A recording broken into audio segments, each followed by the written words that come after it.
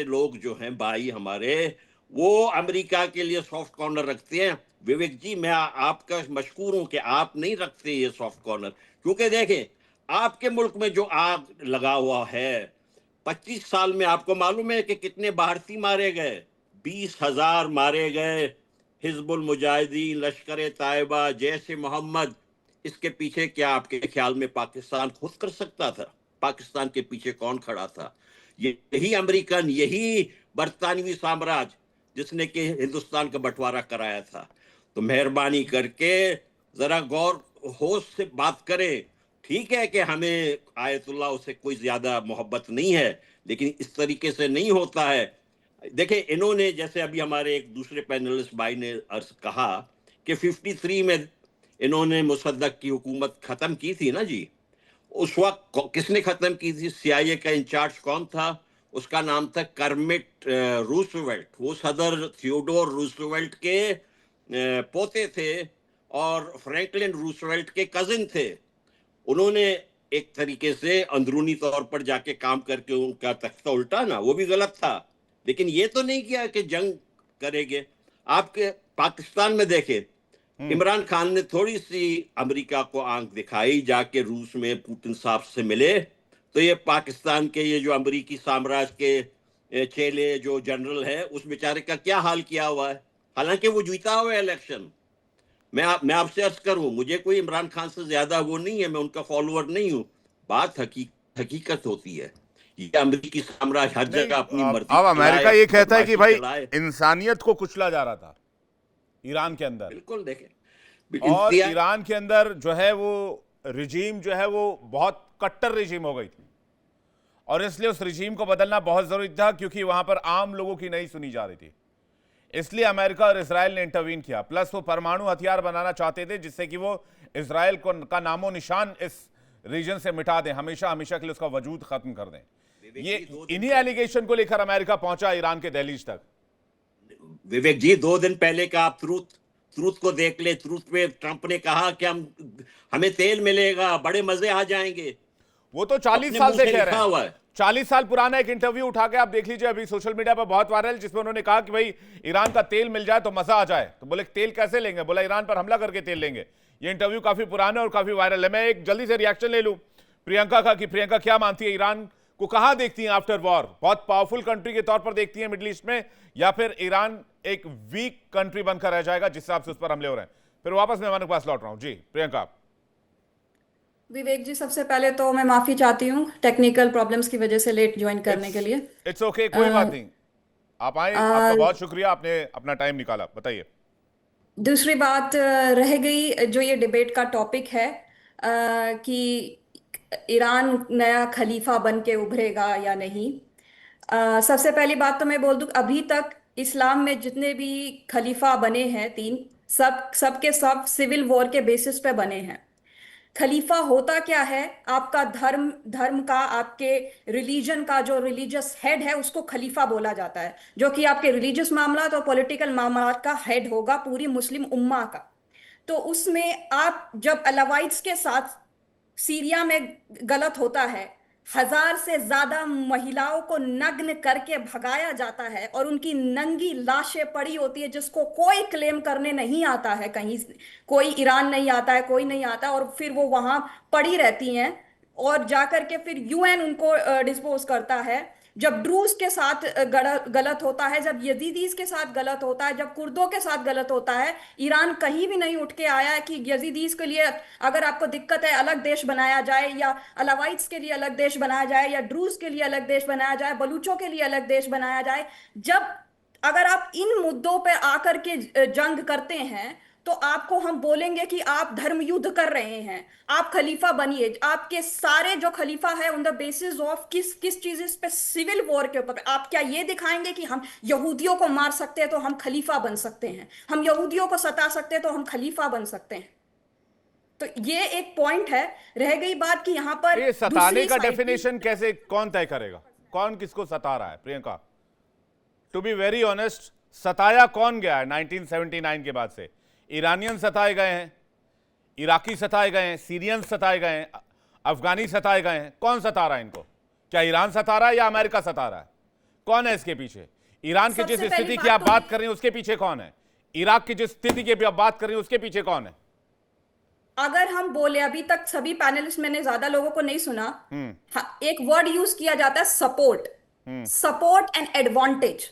अगर आप आतंकवाद बना करके देंगे तो वो तो सपोर्ट उठा देंगे ही, वो तो एडवांटेज उठाएंगे ही। ऐसा सपोर्ट, ऐसा एडवांटेज भारत से नहीं उठता है। ऐसा सपोर्ट, ऐसा एडवांटेज नेपाल से नहीं उठता है। हम्म। तो ये ऐसा सपोर्ट और एडवांटेज 1400 साल से युद्ध चल रहा है। 1400 साल से ये युद्ध चल रहा है, कभी रुका नहीं है, कभी नहीं रुका है। ऐसा कभी मौका नहीं आया। अब क्या है, क्योंकि वो उनका सिविलाइजेशन बन गई है, वो पावर में है, तो वो इनका एडवांटेज उठा रहे हैं। मैं इनसे ये गुजारिश करना चाहती हूँ कि कृपया अपने अंदर ही होने वाले अत्याचारों के, आप वो किन से फाइट कर रहे हैं नहीं, अभी? औरतों से। रेवोल्यूशन किसकी है? ये औरतों की रेवोल्यूशन है। आप उनसे फाइट कर रहे हैं। आपको धर्म युद्ध करना चाहिए, आप औरतों के खिलाफ युद्ध कर रहे हैं। तो आपका एडवांटेज तभी तो उठाया गया है ना, जब अपने अमेरिका उन औरतों की रक्षा करने के लिए आया है, ये कहना चाह रही हैं आप? अमेरिका रक्षा करने के लिए नहीं आया है। अमेरिका का अलग है। हमारा विवेक जी, हम अगर यहाँ पर देखें ना, हम सबसे ज्यादा संजीदा डिसीजन मेकिंग में फंसे हैं यहाँ पे, क्योंकि हम है पॉलिथिस्ट। हम बता दें कि हमारा कोई एज सच खास दोस्त नहीं है। We are different. हम और सारी का सारा जो युद्ध एक तरीके से हमें प्रभावित भी करेगा, और एक एजेंडा हमें प्रभावित करने का भी है यहाँ पर। क्योंकि हमारा ना तो पॉलिथिस्ट का ना तो ये दोस्त है, ना तो वो दोस्त है।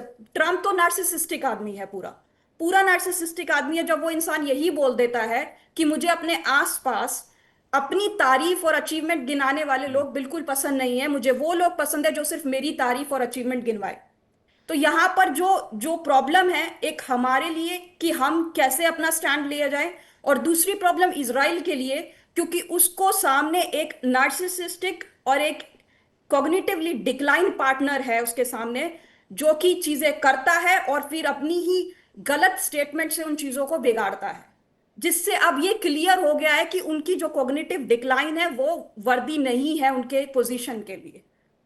सो ये सिचुएशन डिसीजन मेकिंग के लेवल पे बड़ी डिफिकल्ट लेवल पे चली गई है, जिसमें हम ये नहीं कह सकते हैं कि ईरान भाई बेचारा है, उसके साथ दिक्कतें हो रही है। नहीं, ईरान भी बहुत सारे लोगों के साथ दिक्कत कर ठीक रहा है। है, आपने कहा और भी अमेरिका भी दिक्कत आपने कर कहा रहा भी है। ट्रम्प जो है वो नासिस्ट है और ये है वो है, अब जो भी आपने बात कही, लेकिन क्या ट्रम्प के आने से पहले बहुत सेंट थे ये लोग? बहुत संत वाली हरकतें करते थे? क्या सीआईए ने बहुत अच्छे काम किए पूरी दुनिया में? क्या उन्होंने रिजीम चेंज नहीं किया? क्या उन्होंने दुनिया के बहुत बड़े बड़े लीडर्स को उनके पोस्ट से साफ नहीं किया? मैं कह रहा हूं बैलेंस कैसे होगा और कौन लेके चलेगा? अगर कटघरे में आज ईरान को खड़ा किया जा रहा है तो अमेरिका तो दूध का धुला हुआ नहीं है। अमेरिका ने क्या किया थोड़े दिन पहले? अभी इंडिया के साथ 50% का टैरिफ लगाया, उसने कहा कि और बढ़ाएंगे आपके ऊपर टैरिफ, और आज ईरान के ऑयल को सैंक्शन फ्री कर दिया है। कल कहते हैं ईरान को तेल नहीं बेचने देंगे, आज ईरान पर अटैक करके फिर कहते हैं ईरान अपना तेल बेच सकता है, हमने ईरान के ऑयल को सैंक्शन हटा दिया है। मैं कह रहा हूं इट्स हाई टाइम कि दुनिया इस चौधराहट से बाहर आए। हो गया बहुत वक्त डॉलर के पीछे भागते भागते, पूरी दुनिया जो है वो सिर्फ बैंकिंग सिस्टम के पीछे दौड़ते दौड़ते, ठीक है, अब ये यूनिपोलर वर्ल्ड नहीं रह गया, अब ये बाइपोलर वर्ल्ड बन रहा है।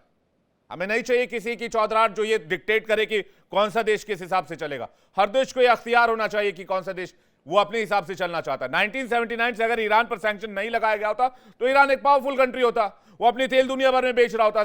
दुनिया का second third largest reserve Iran के पास है।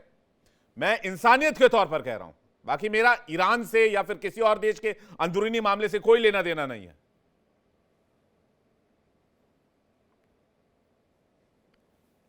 आबिद जी, ईरान के ऊपर भी जो एलिगेशन है बहुत गंभीर है, और उसको भी वर्ल्ड को, दुनिया के बड़े बड़े लीडर्स को, सबको मिलकर एड्रेस करना होगा। एलिगेशंस बताएं प्लीज, एलिगेशंस क्या क्या हैं? अभी दो तीन डिबेट में गिनवा सारे दीजिए। एलिगेशन ही लगे हैं, चाहे वो प्रियंका की तरफ से लगे हों, विंग कमांडर आलोक साय जी की तरफ से लगे हों। जी जी, मैं एक एक करके जवाब देता हूँ। मैं अपनी जी। बहन का जवाब दूं पहले। सीरिया में होने वाले जुल्म के सिलसिले में इन्होंने कहा कि ईरान वहां पर क्यों नहीं आया। ठीक है, आपको बताएं कि जो कैंट का नाम तो सुना होगा ना आपने। अभी अभी कुछ दिन पहले जो है वो इन्होंने इस्तीफा दिया है। ये एंटी टेररिस्ट जो इनका एक डिपार्टमेंट था, ये उसके हेड थे, इन्होंने वहां से इस्तीफा दिया है। उसमें इन्होंने कहा कि आईएसआईएस को जो है वो हमने बनाया है, अलकायदा का सपोर्ट जो है वो हमने किया है। और इन तमाम लोगों ने आईएस ने आने के बाद ये जो दुरूस की बात कर रहे हैं ना, ये जो माइनॉरिटीज की बात कर रहे हैं ना, सीरिया में हमारी बहन, इनको जो कत्लेआम किया है, इनको जो बरहना किया था, ये आईएस ने आके किया है। और इससे लड़ने के लिए कौन आया था पता है आपको? ईरान आया था। हाज कासिम सुलेमानी की, जिनका असैसिनेशन अमेरिका ने करवा दिया था इराक में, उनको जो इराक से भगाया और सीरिया से भगाया था, अभी जो दोबारा लाके बैठा दिया जुलानी को, जुलानी उसी का एक पार्ट था, जिसके ऊपर से सारे जो है वो जो इनामात रखे हुए थे वो हटा दिया, उसको जो है सीरिया का प्रेसिडेंट कबूल कर लिया है, अपने साथ जो है मिला लिया है। इनको हटाने के लिए ईरान आया था। आपकी जो मालूमात है इसमें जरा जाके एक मरतबा रिसर्च कीजिए कि कौन आके लड़ रहा था। ईरान आके लड़ रहा था। रही बात ईरान की, आपने कहा भी कि ईरान जो है वो औरतों के ऊपर जुल्म करता है, औरतों के लिए जो है वो कोई आजादी नहीं है। आपको ईरान के बारे में पता है 97% रेट जो है वो ईरान का लिटरेसी रेट है औरतों के लिए। इस्लामिक रिवोल्यूशन से पहले सिर्फ और सिर्फ 35% औरतें पढ़ती थी वहां पे ईरान में, इस वक्त 97% है। कुल लिटरेसी रेट ईरान का जो है वो 87% है इस्लामिक रिवोल्यूशन के बाद। ये धर्म युद्ध, ये धर्म नहीं है तो और क्या है? ये धार्मिक हुकूमत ने आने के बाद ये सारे काम किए हैं। रही बात प्रॉक्सी की, मैं बहुत जल्दी जल्दी दूसरों का वक्त नहीं लूंगा। ये हमारे रक्षा विशेषज्ञ, हमारे बुजुर्ग जो बैठे हुए हैं, इन्होंने कहा है कि 7 अक्टूबर को इसराइल के ऊपर हमास ने हमला किया और हिजबुल्लाह जो है वो ईरान की प्रॉक्सी है और हिजबुल्लाह टेररिस्ट ऑर्गेनाइजेशन है। हमारा मुल्क तो नहीं मानता है उसको। आप तो हमारे देश के जो है वो जिसे कहते हैं कि हमारी फौज के रह चुके हैं, आप रक्षा विशेषज्ञ हैं, आपको हमारे देश का जो है पक्ष रखना चाहिए। आप वेस्टर्न आइज से देख रहे हैं, आप अमेरिका की बात कर रहे हैं, अमेरिका ने इसको करार दिया है। यूएन ने भी हिजबुल्लाह को जो है वो क्या कहते हैं, इंडिया ने भी जो है वो हिजबुल्लाह को। बहुत इंटरेस्टिंग मामला है। सर मेरी बात, कतर हमास को सपोर्ट करता है और वही कतर अमेरिका का दोस्त है, तो मामला बहुत उलझा हुआ है। ये सब अपने सहूलियत के हिसाब से देख रहे हैं। हाँ ठीक है, अपनी बात पूरी कर लीजिए आप। दो अलग अलग बातें विवेक सर, दो अलग अलग बातें हैं। एक होता है सपोर्ट करना, सपोर्ट का मतलब होता है कि उसको वेपन देना, उसके हर काले और सफेद में जो है वो साथ रहना, उसके साथ खड़े होना, जिस तरीके से अमेरिका इसराइल के साथ खड़ा हुआ है। सबसे बड़ा दुनिया में इस वक्त अगर मिडिल ईस्ट में, वेस्ट एशिया में अगर देखा जाए तो अमेरिका की जो प्रॉक्सी है वो इसराइल है। और इसराइल का एक भी काम जायज नहीं है, इसराइल की पैदाइश नाजायज है। इसराइल ने आने के बाद, अमेरिका और इसराइल ने आने के बाद इस पूरे रीजन को जहन्नम बना दिया है। आप ये क्यों नहीं कह रहे हैं? आप सारा ठिकरा उड़ा के फोड़ देते हैं इस्लाम के ऊपर और मुसलमानों के ऊपर और इस रीजन के ऊपर। क्या इसराइल के आने के बाद ये सारी तबाही शुरू हुई मिडिल ईस्ट में? इससे पहले भी मार कुटाई होती थी। अब देखिए, मैं क्या, बहुत हिस्ट्री में जाना पड़ेगा अभी, तो आप तो खैर आपके पास जानकारी बहुत संजीदा है, तो इसलिए मैं आपसे जानना चाह रहा हूं। किससे पूछ रहे हैं विवेक जी? मैं, ये सवाल आपसे ही है। उन्होंने कहा कि भाई इसराइल के आने के बाद ही सारा अराजकता की शुरुआत हुई है। देखिए, पूरा विश्व को दिखाई देता है कि कौन क्या कर रहा है। राजनीतिक रूप से भले ही आप किसी को कुछ कहें या न कहें, पूरी दुनिया को दिखाई दे रहा है। आप ये मेरे भाई ये ना समझे कि मैं ये अमेरिका को डिफेंड कर रहा हूं। America has become the most rogue state in the world now. उसने पूरे दुनिया में तबाही मचा रखी है, और अगर ऐसा ही रहा, कुछ दिन तक ट्रम्प साहब रह गए, तो मेरा विश्वास मानिए अमेरिका मैंने उसी समय बोला था जब यूरोपियन यूनियन और नाटो से उसका खटपट हुआ था कि very soon this is the beginning of the end of US. 40 trillion dollar कर्ज लेकर बैठा है, इधर उधर हो गया तो बहुत सारे देश डूब जाएंगे। 40 ट्रिलियन डॉलर का कर्ज लेकर बैठा हुआ है, तो शुभ शुभ बोलिए। अमेरिका जब तक कर्जा नहीं चुका देता है तब तक कम से कम उसके बने रहने की दुआ कीजिए, वरना पूरी दुनिया का 40 ट्रिलियन डॉलर लेकर बैठ जाएगा। विवेक जी, अमेरिका आइसोलेटेड हो जाएगा पूरे विश्व में धीरे धीरे, और ऑलरेडी उसकी शुरुआत हो चुकी है। मैं ये कह रहा हूं कि देखिए, किसी भी देश में, दूसरे देश में जाके ये कहना कि मैं उसको जिंदा नहीं रहने दूंगा, उस देश का अस्तित्व क्या है, मेरा कंट्री का ऑब्जेक्टिव अगर डेथ टू इजराइल है, भाई ये एक साथ रहो ना आपस में। वहां पे सीमा बना दी गई है, 2 नेशन थ्योरी बना दी गई है, उसको मान के क्यों आप उसके ऊपर बार बार आक्रमण करते हो? वो तो नहीं घुस के मार देंगे आपको। तो मेरा यही बस कहना है कि, और ईरान के पास इतनी ताकत खुद है कि उसको हमास और हिजबुल्लाह की क्या जरूरत है? अकेले देखिए, ईरान ने अपने ताकत पर अमेरिका को नाको चने चबा दिया, औकात दिखा दी अमेरिका को, क्या पलट के मारा है। अमेरिका को समझ में नहीं आ रहा है कहां जाए। तो ईरान अगर एक अच्छा स्वरूप लेकर के आए विश्व में, तो विश्व का लीडर बन सकता है इस समय। मैं बता रहा हूं, सिर्फ मिडिल ईस्ट का नहीं, क्योंकि ये पहली बार किसी कंट्री ने अमेरिका को उसकी औकात दिखाई है। मैं इस बात ये मैं बहुत अमेरिका का इंपॉर्टेंट बिल्कुल रिमार्क सपोर्ट आपने दिया है। हाँ, ये बहुत इंपॉर्टेंट आपने रिमार्क दिया है। आबिद जी कुछ कहना चाह रहे हैं? जल्दी से आबिद जी, जल्दी से, उसके बाद अहमद साहब और अजिताब जी आपके पास आ रहे हैं। ये जो हमारे बुजुर्ग ये बात कह रहे हैं कि ईरान को जो है वो अपनी तरफ से अच्छाई दिखानी चाहिए, तो ईरान ने बुराई क्या दिखाई है? आप हमको ये बताइए। 47 ईयर्स हो गए हैं ईरान की इस्लामिक हुकूमत को बने हुए, अभी तक ईरान ने कभी भी किसी मुल्क के ऊपर बढ़कर हमला नहीं किया। जब ईरान का जो इस्लामिक रिवॉल्यूशन कामयाब हुआ और इस्लामिक रिपब्लिक आई, तो सद्दाम को आगे खड़ा किया गया। 40 मुल्कों ने सद्दाम को सपोर्ट किया और बैकअप दिया, और 8 साल तक ईरान ने जंग झेलता रहा। ईरान के ऊपर सैंक्शंस लगा के, आपको पता है अमेरिका ने, अभी रिपोर्ट है, द लैंसेट की रिपोर्ट है कि 38 मिलियन लोग, 38 मिलियन, 3 करोड़ 80 लाख लोग सिर्फ अमेरिकन सैंक्शंस की वजह से दुनिया में मरे हैं। ये बात कोई नहीं करता है सर। उसके बाद जो है वो लगातार इसराइल अमेरिका को, जो ईरान को थ्रेट करता रहा है, हमेशा जो है उसने उसको धमकी दी है। और अभी भी दो मर्तबा टेबल टॉक पर ईरान है, पीस की बात कर रहा है, ये बात कर रहा है कि अमन और चैन होना चाहिए। ये इंश्योर कर रहा है, ये बात जो है वो श्योर कर रहा है कि भाई हम न्यूक्लियर वेपन नहीं बनाएंगे।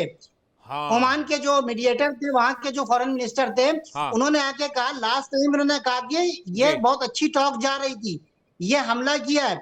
एक बात रही बात प्रॉक्सी की, ईरान ये क्लेम करता है कि हिजबुल्लाह जो भी हमला करता है वो अपनी, ईरान का बार बार ये क्लेम करता है कि वो उनकी अपनी रणनीति होती है और वो अपना फैसला खुद लेते हैं। ये कहानी क्या है फिर? अजिताब जी से जान लेते जल्दी से, क्या है प्रॉक्सी वाली कहानी? देखिए, यहाँ पे विवेक जी मैं कहना चाहूंगा, इजराइल एक रियलिटी है।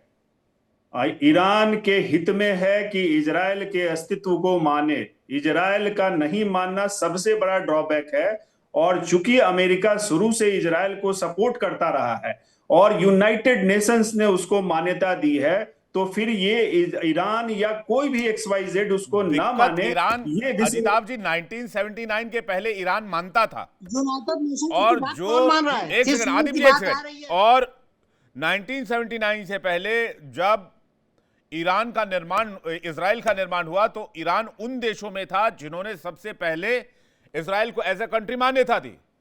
प्रॉब्लम शुरू तब हुई जब ये खुमैनी साहब रिजीम में आए, और इस रिजीम ने इजराइल को मान्यता देने से इनकार किया, बिल्कुल, बिकॉज आपने ऑफ बहुत फिलिस्तीन अच्छा एंड हमास। जी बिल्कुल विवेक जी, आपने बहुत अच्छा फैक्ट निकाल के दिया है, और ये सच्चाई यही है कि Iran was one of the in fact first Muslim country तुर्की के बाद जिसने इजराइल को मान्यता दी थी। हाँ, 1979 के बाद ये इस्लामिक रेजिम आने के बाद ही हुआ है, और उसी की वजह से ये सारी प्रॉब्लम जो मिडिल ईस्ट की, खास करके वेस्ट एशिया की प्रॉब्लम है, उसकी जड़ वहीं से शुरू हुई। इस्लामिक रेजिमे के आने के बाद से ये प्रॉब्लम बढ़ा है। यहाँ पे ईरान को देखिए, ईरान की महत्ता में, ईरान के सिविलाइजेशनल वैल्यूज में, इथोस में, उसके लिटरेसी रेट में निश्चित रूप से बहुत आगे है वो। अभी जो आलोक जी ने कहा, या जो हमारे आबिदी साहब ने कहा, Iran could be a light for the world, लेकिन दुर्भाग्य यहाँ पे है कि आप इजराइल का खाली लेके बैठ रहे हैं, तो उससे आपकी भी हानि हो रही है। आप ये देखिए, आप ईरान कहाँ का कहाँ चला जाता, सिर्फ इस वजह से कि एक इजराइल की आप नहीं उसको ये कर रहे हैं, उसकी वजह से आपको खुद बहुत लॉस हुआ है। आपको थोड़ा प्रैक्टिकल होना पड़ेगा, ईरान को प्रैक्टिकल होना पड़ेगा, यथार्थवादी होना पड़ेगा, क्योंकि विश्व, अब कहा भी जाता है कि हवा जिधर बह रही है, तो थोड़ा सा तो उसका कद्र कीजिए। एथिक्स अपनी, हाँ, ये एक बड़ा वैल्यूज अपनी जगह है। ये बड़ा एक इंपॉर्टेंट पॉइंट आपने उठाया। अहमद साहब से रिएक्शन ले लेते हैं। ठीक है, आपको भी इस रीजन में रहना है, इजराइल को भी इस रीजन में रहना है, मिल बांट के कुछ बीच का रास्ता निकाल लिया जाए। मैं आप साहब एक सेकंड, मैं बाकी पैनलिस्ट का भी रुका लो, मैं आ रहा हूं आपके पास। अहमद मस्ती खान जी। जी देखें, मैं एक अर्ज करना चाहता हूँ।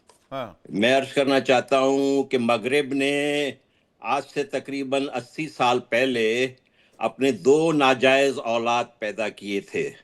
एक का नाम पाकिस्तान, एक का नाम इजराइल। अब ये जो पर्शियन लोग अगर मरबर अमेरिका कहते हैं, तो इससे कोई आसमान नहीं गिरता है। हमारे बलोच जो है, 4 करोड़ बलोच हर रोज कहते हैं पाकिस्तान मुर्दाबाद। तो क्या पंजाबी जिहादियों को यह हक हासिल है कि वो आके हम सबको कत्ल कर दे? ये तो नहीं होता है भाई।